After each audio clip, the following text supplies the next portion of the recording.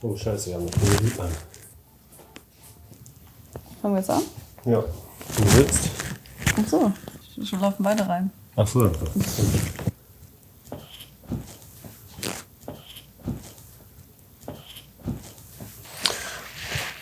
Okay, also anfangen. Du. Ich habe letztes Mal. Nee, ich habe letztes Mal. Hallo, wir sind Sönke und Lea und wir reisen um die Welt. Das ist unser drittes Video und wir waren in den letzten Tagen in Maritime, Kanada, also in Nova Scotia, Prince Edward Island und New Brunswick unterwegs.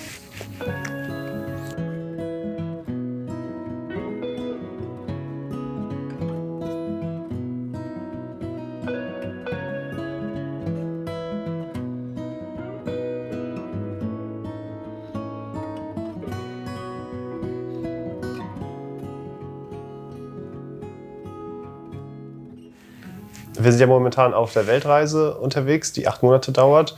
Die ersten 2 davon möchten wir in Kanada herumreisen. Und unser großes Ziel ist es, einmal von Ost nach Westkanada zu trampen. Die Fährfahrt von Newfoundland nach Nova Scotia war ja eine Nachttour. Wir hatten uns da Matratzen aufgestellt und hatten doch einen ganz guten Schlaf, obwohl wir es gar nicht so erwartet haben. Am Morgen, als wir dann in Nova Scotia angekommen sind, haben wir uns dann auf den berühmten Cabot Trail gewagt. Das ist eine Strecke, die mit vielen Serpentinen und sehr viel Hügeln einmal um Cape Breton Island herumfährt oder einen Teil davon und super viele schöne Blicke einem bietet. Es wäre natürlich gut, wenn man da ein Auto hat. Wir hatten leider keins, wir sind eher getrampt. Dennoch haben uns Leute mitgenommen und gleich am Anfang, nach einer halben Stunde Warten, direkt am Ferry Terminal, wurden wir dann von einer netten Touristenführerin mitgenommen, die uns bis nach Shetty Camp gebracht hat auf der südlichen Seite. Genau, das war dann für uns der Start vom Cabot Trail. Da haben wir dann direkt unser Zelt aufgeschlagen auf einem Campingplatz. Wir haben es dann genutzt, den Tag über kein Gepäck mit zu haben und sind dann auf den Skyline Trail. Das ist ein relativ kurzer Wanderweg, der in unserer Meinung nach ein bisschen zu überbevölkert war. Der ist anscheinend super beliebt bei den Kanadiern. Also alle haben uns davon erzählt und ob wir den auch gemacht hätten, als wir da waren. Wir fanden ihn jetzt gar nicht mal so krass. Hatte einen ganz schönen Blick, aber ja, war okay. Was interessant war, dass der Parkplatz für die Fußgänger dort zugemacht wurde und oben kontrolliert wurde, ob man reingeht oder nicht. Und wir auch als Hitchhiker da nicht runtergehen durften, bis er wieder geöffnet wurde, weil anscheinend 600 Leute auf dem Trail waren. Irgendwann durften wir dann doch gehen. Und wir hatten das Glück, dass wir ganz alleine auf diesem Skyline Trail waren, mitten am Tag, was wahrscheinlich eine ganz tolle Ausnahme war, weil man normalerweise wirklich da mit 500 anderen Leuten da auf den Stein rumklettert. Am Nachmittag sind wir dann wieder nach Shetty Camp getrampt und waren in einem kanadisch-traditionellen Pub. Da ist ja der Einfluss groß aus Schottland und auch Irland und da lief dann traditionelle Folkmusik und manche Frauen haben Stepptanz getanzt, oder wie heißt es auf Englisch? Riverdance. Riverdance. Das war ganz cool anzusehen. Ja, dann wollten wir wieder zurück zum Campingplatz trampen, da hat uns dann niemand mitgenommen. Aber es war auch nicht so weit, ich glaube es waren 4 Kilometer oder so, da sind wir dann zurückgelaufen und haben auf dem Weg sogar noch an einem Strand angehalten. Ein bisschen Pause gemacht und dann haben wir sogar einen kleinen Wal gesehen, aber man hat ihn nur so ganz leicht gesehen. Aber er hat so eine kleine Wasserfontäne auch gehabt. Also es muss schon ein Wal gewesen sein, aber man hat ihn eigentlich kaum gesehen. Also. Und wir haben ihn leider nicht geschafft aufzunehmen. Nee, leider nicht. Ja.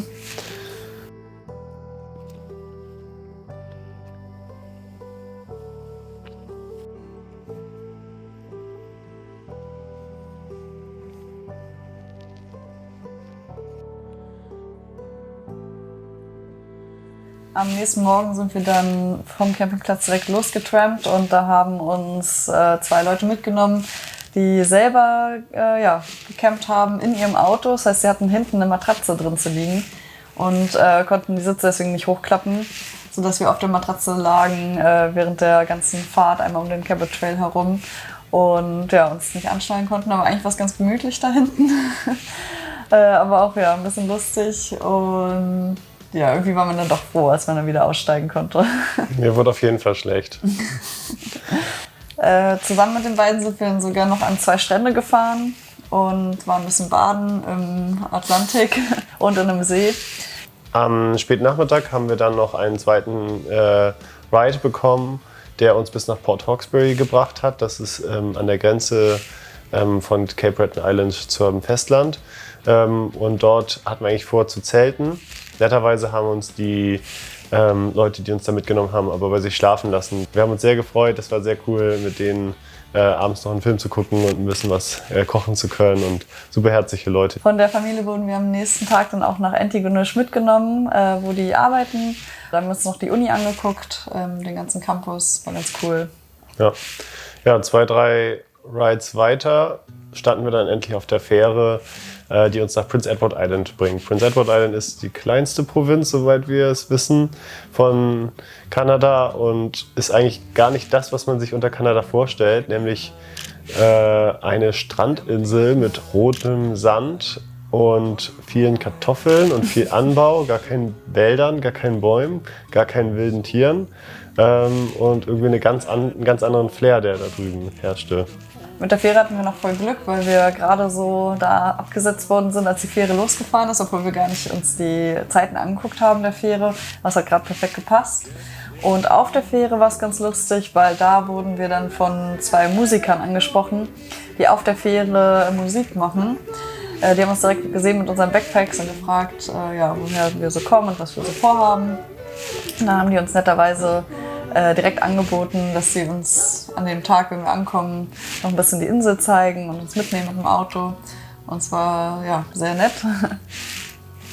Am Abend haben wir dann noch ein bisschen gejammt in der Wohnung von Maike und dann haben wir auch dort mit dem Zelt im Garten übernachtet.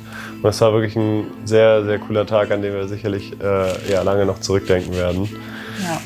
Und die beiden waren auch super herzlich und richtig lieb.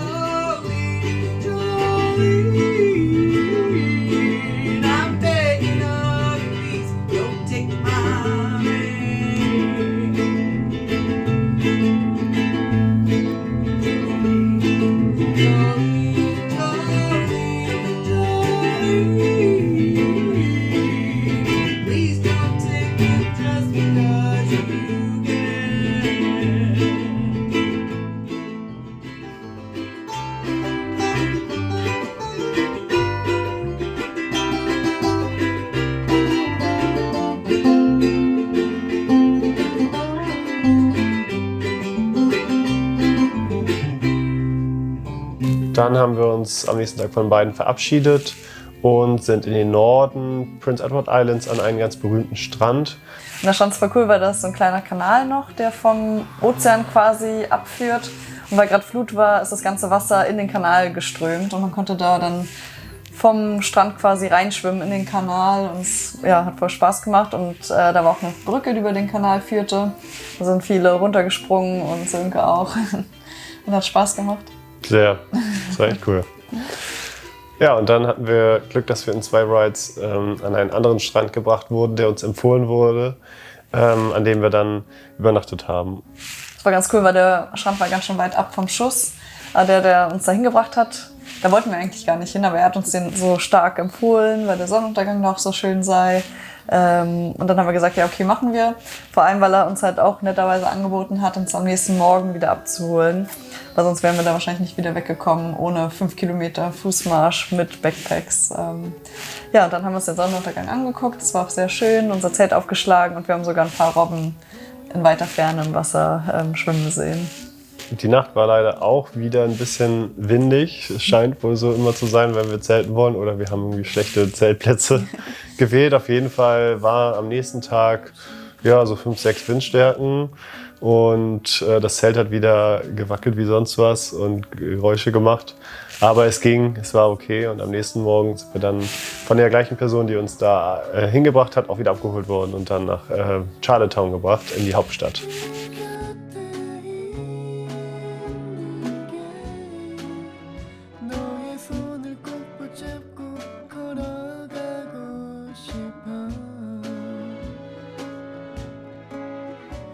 Wofür Edward Island auch noch sehr bekannt ist, ist ein bestimmter Eisladen, der heißt Chaos Creamery, glaube ich. Und den gibt es aber auch in ganz Kanada, aber der kommt halt aus Prince Edward Island. Also haben wir da noch ein Eis gegessen und ja, war ganz lecker, aber ich habe auch schon bessere Eises gegessen. Eise. Und dann sind wir nach Halifax gefahren. Wir hatten Glück, dass wir mehr oder weniger einen direkten Ride hatten, über 3,5 Stunden bis nach Halifax und wir dann dort abgesetzt wurden. Ja, Halifax ist mir ganz gut bekannt, weil ich dort ein Praktikum gemacht habe vor ein paar Jahren und ich mich sehr darauf gefreut hatte, endlich wiederzukommen und mit Lea die Stadt nochmal gemeinsam im Sommer anzuschauen. Natürlich haben wir uns dann das Stadion angeschaut von dem Fußballverein, wo ich damals mein Praktikum gemacht habe, aber auch ganz viele andere Ecken. Was fandest du so schön? Ich fand es vor allem schön, mit der Fähre auf die andere Seite zu fahren und da konnte man dann so einen 3 Kilometer langen Spaziergang machen mit Blick auf die Skyline. Ich fand auch den Point Pleasant Park ganz gut am Ende der Halbinsel, der einen schönen Blick hatte, wo wir uns da was zu essen geholt haben. Und ja, allgemein durch die Innenstadt zu gehen, die doch relativ hohen Häuser, immer den Citadel Hill im Hintergrund. Und ja, wir haben uns auch kulinarisch gut gehen lassen, mit Pizza und allem Möglichen drum und dran. Ja, und waren dann eigentlich relativ entspannt und zufrieden nach den 3 Tagen. Ja.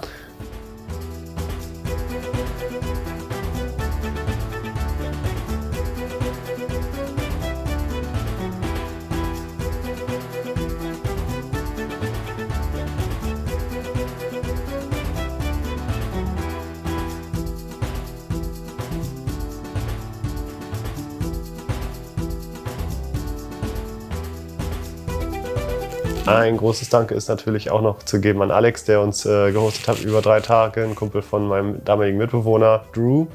Hi Drew. Und ja, das hat uns sehr geholfen. Wir hatten einen richtig coolen Ausblick von seinem Apartment im 30. Stock, glaube ich. Das war richtig cool. Und einen netten Hund, den wir auch immer mal wieder gestreichelt haben.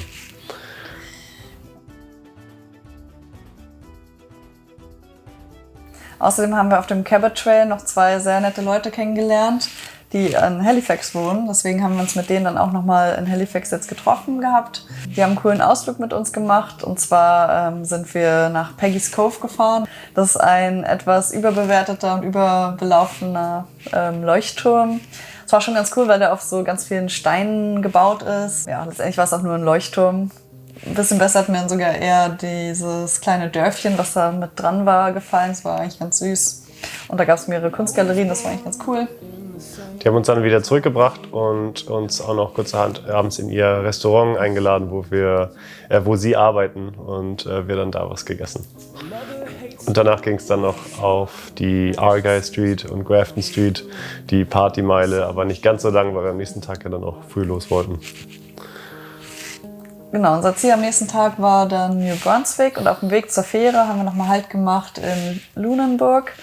Das ist eine süße kleine Stadt mit vielen kleinen bunten Holzhäusern und ja, war ganz nett, aber viel zu sehen gibt es eigentlich auch nicht, außer so ein großes Schiff. Was war das nochmal? Die Blue Nose 2, den Nachbau der echten Blue Nose, ein Schoner, ein Schooner, der vor 100 Jahren relativ viele Regatten gewonnen hatte und ich glaube insgesamt besiegt war und ein großes Wahrzeichen Kanadas für die seglerische Fähigkeiten. Jedenfalls war es ein bisschen blöd da mit unseren Backpacks rumzurennen, wie man auch auf den Videos sieht, haben wir es ordentlich da schwer gehabt die ganze Zeit. Wir hatten da leider keinen Platz gefunden, wo wir die hin tun konnten. Und dann sind wir von Lunenburg zur Richtung Fähre. Wir hatten leider nicht ganz so viel Zeit. Und genau, zeitlich war es sehr knapp. Und das Problem war halt, dass es auch nur 2 Fähren am Tag gab, die rüber nach New Brunswick fahren. Glücklicherweise wurden wir dann mit 2 Rides, die auch sehr nett waren, zur Fähre gebracht. Und 5 Minuten vor Abfahrt der Fähre haben wir es dann doch geschafft, auf die raufzukommen. Leider, das haben wir glaube ich nicht gefilmt, hat sich Lea beim letzten Ride in eine Ölpfütze gesetzt im Auto. Ja, der ganze Rücksitz triefte vor Öl. Ich habe es nicht gesehen, mich einfach mitten reingesetzt, weil wir uns sehr beeilt haben. Und ja, und ich hatte leider eine helle Hose an. Und die war dann nicht nur ein kleiner Fleck, sondern halt komplett durchtrieft von... So wie man sich das vorstellt. Ja, komplett durchtrieft von Motoröl. Da war dann die Stimmung auf jeden Fall nicht mehr so hoch. Obwohl wir die Fähre geschafft haben. Zum Glück wurden wir dann beim Anlegen der Fähre angesprochen, wo wir denn hinwollen würden, weil wir da gerade wieder ein Schild vorbereitet haben und wurden dann glücklicherweise noch mitgenommen nach Fredericton. Und auf dem Weg haben wir uns dann noch eine Unterkunft organisiert über Couchsurfing. Eine ganz liebe Familie, die uns dann die Nacht spontan aufgenommen hat. Ich glaube, um 21 Uhr haben wir die angeschrieben und 2 Minuten später haben wir schon die Antwort bekommen. Da waren wir wirklich sehr, sehr glücklich. Ja, und das war dann schon das, was man unter Maritime Canada versteht. Am nächsten Tag sind wir dann mit einem längeren Ride bis an die Grenze zu Quebec gebracht worden. Und ich glaube, wir haben es auch relativ typisch gemacht. Uns wurde gesagt, New Brunswick überspringt man gerne mal. Haben wir dann auch gemacht. Es gibt sicherlich im Norden noch ganz tolle Ecken bei Campbellton und so, die man angucken konnte. Aber wir hatten dann doch vor, noch ein bisschen Route, ein bisschen Meilen zu machen Richtung Westen, weil dann noch einige andere Provinzen vor uns stehen und wir schon fast bei der Hälfte sind von unserer Zeit hier in Kanada. Fazit. Also ich bin ja ein bisschen voreingenommen, weil ich schon einmal durch Kanada gereist bin, aber Ostkanada ist wirklich das wahre, echte Kanada mit den super freundlichsten Leuten, mit schon einiger Kultur und Sachen, die man sich angucken kann, Sachen, die nicht nur seit 50 Jahren stehen. Ja, also die Städte Halifax, Charlottetown und St. John und so, die haben schon mehr zu bieten als woanders und sind schon ganz nett gemacht. Geschichtsträchtiger auch. Genau, sind geschichtsträchtiger und man kann da schon einige Sachen erleben und auch wirklich sehr interessante Natur finden. Was uns aufgefallen ist, dass viele Leute in Maritime Canada eigentlich einigt, dass an irgendeinem Punkt in den letzten 30, 40 Jahren mal die Wirtschaft irgendwie flöten gegangen ist und echt viele Leute für eine Zeit lang woanders hingezogen sind, größtenteils nach Ontario und nach Alberta, um dann dort arbeiten zu gehen und sie es dann doch wieder zurückgezogen hat. Und es waren dann oftmals geschlossene Kohlekraftwerke oder das Zugnetzwerk, was geschlossen wurde, oder in Neufundland auch viele Fischereirechte, die geändert wurden, sodass auf einmal ganze Dörfer praktisch gar keinen Grund mehr hatten zu existieren und die Leute dann wirklich alle weggezogen sind. Und so wie damals in Neufundland auf Fogo Island auf einmal die Insel von 10.000 auf 2.000 Leute dezimiert wurde innerhalb weniger Jahre, war das wohl auch im Süden dann mehr so. Wer sich noch mehr von uns anhören will. Da ist uns der Ton leider flöten gegangen wegen eines leeren Akkus. Naja, wir lernen auch noch immer weiter. Wir haben dann noch auf unserem Blog verlinkt, invaluablediary.com, wo man alles finden kann und uns dann bedankt fürs Angucken. Und im Outro haben wir dann noch ein zweites Tschüss sagen ausprobiert, was uns auch nicht gefallen hat. Dann haben wir noch resümiert, dass es gar nicht lustig war, wie wir es vorhatten und es irgendwie uns immer wieder schwerer gefallen ist und dass der Bus dann kommt und wir jetzt ausmachen müssen. Also bis zum nächsten Video.